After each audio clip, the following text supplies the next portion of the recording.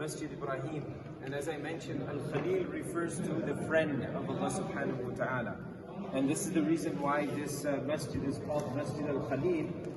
Historically, there's no reference to this, but historically, the Christians and the Jews, they believe that this land here was purchased by Ibrahim alayhi salatu wasalam, and it was purchased as a graveyard or a cemetery.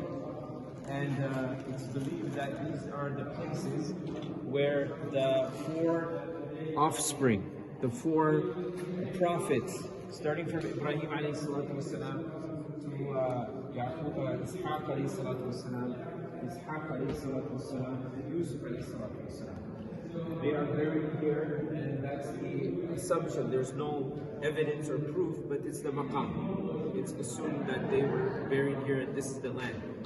Later on, the generations afterwards, they made this into a masjid. And that's why it's called Masjid Al-Khalil, because of the patriarch, the Ulul Azm. Allah says in the Quran that there are some prophets, they are considered Ulul Azm, the principal prophets or the great prophets.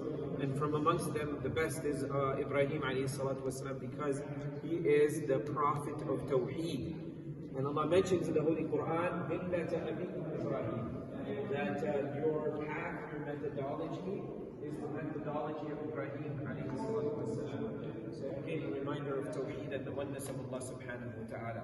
So the structures you see here with the green, these are the two prophets and their wives. There's one at the back as well.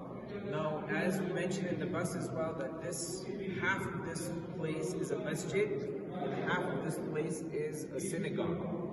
Right now, we cannot enter the synagogue part where two other prophets are buried, but it is the location. There's a little structure over there at the back. If you look at it, you can see some candles burning. That's where that little cave or that little place is, where it's assumed the prophets are buried. Okay, and as I said, it's not only the prophets, but also their wives as well.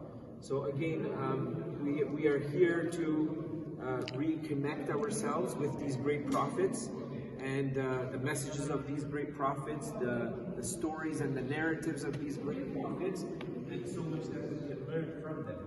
As we know that most of the prophets, they were from amongst the Banu Israel, until the final prophet was sent from amongst the Banu Ismail, the children or the offspring of Ismail. Ibrahim alayhi salatu wasalam had supplicated that make from me, my progeny, a great leader. And it is the belief of the Muslims that that great leader is referring to the Prophet Muhammad from his son Ismail.